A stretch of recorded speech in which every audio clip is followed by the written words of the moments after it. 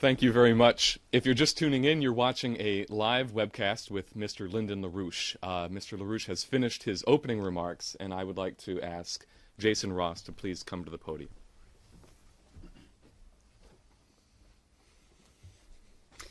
Well, we had a pretty good example of actually standing up on principle this week, as opposed to the partisan peak that you were contrasting that to, with the frankly exciting filibuster made by Senator Paul about John Brennan's nomination to be director of the CIA.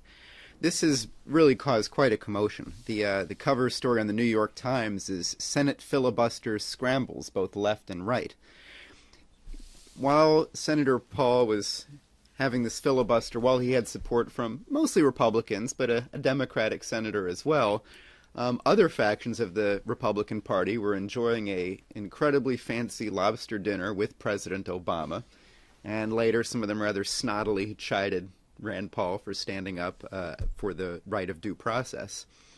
So it bore fruit. The next day, Attorney General Holder wrote a letter to Senator Paul, and his letter said, because Paul's point was, he said, it's a simple question. Why has the administration not answered this simple question?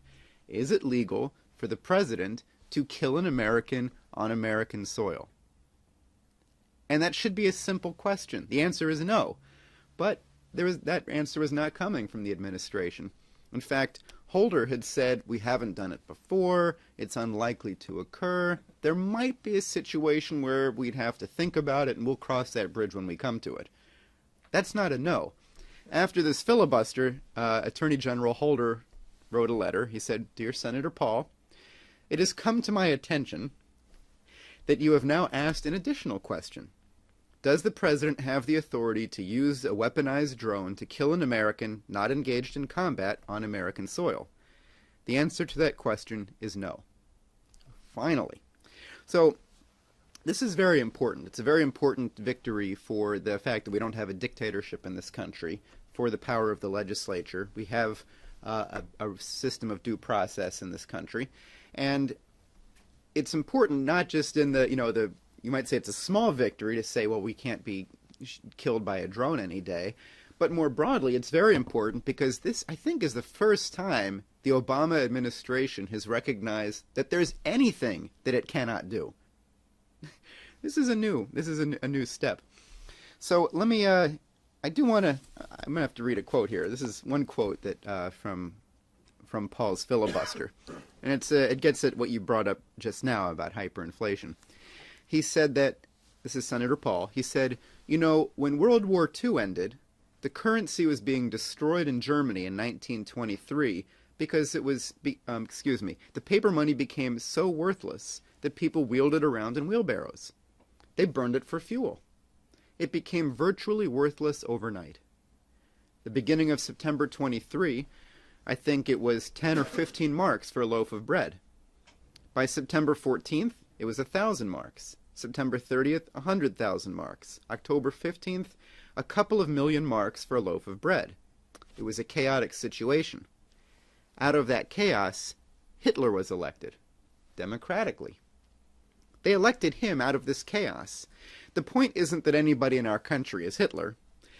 I am not accusing anybody of being that evil. It's an analogy. It's a misused analogy.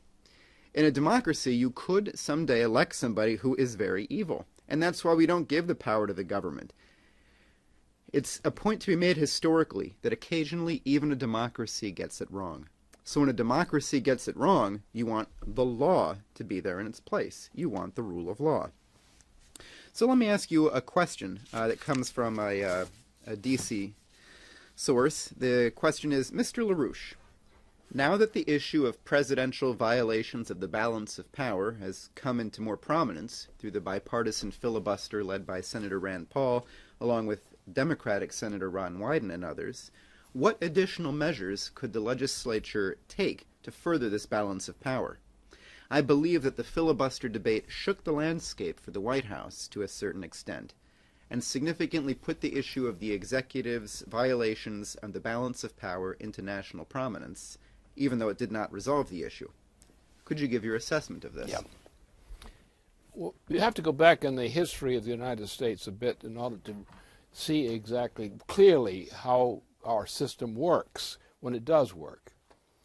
What we had for much of our system, we've had a system of congressional rule, congressional party rule, and it was a question of a fight between two parties, both for the majority position, or not just the two parties, but all the multi-party system itself. And that was the way we ran. So we never had we didn't have, after particularly Andrew Jackson was brought into power, we did not have, except for very rare intervals, we never had a system based on our Constitution. And because the party system got in the way, the party system became a substitute. And therefore, the question of who had the majority of the party votes was the key issue. And now we've come to a point where that has broken down. It's crumbled during this lobbying period in the Congress. So the point is now that condition exists, glory, hallelujah. We don't have a majority party system anymore. We have a system which is fragmented. There are people who may be Republicans, they may call themselves Democrats, that's their choice in running for office and occupying office, but we don't have a party taking over the authorities of the federal government to determine by adjustment of the party system to use that as a way of controlling the policy of the government. Now this under Andrew Jackson and what followed, up until the actual Civil War, that kind of corruption ruled. And actually the U.S. government was, in that period, was run from New York City and to some degree Boston by British bankers. So the British bankers who funded the campaigns of the candidates or controlled the funding of those candidates by manipulating the candidacy system were able to have a majority rule system, or the equivalent, or a plurality system of rule. And therefore we did not have we want to call it a democratic system. Well, you had the democratic system you had in ancient Athens was also not so good.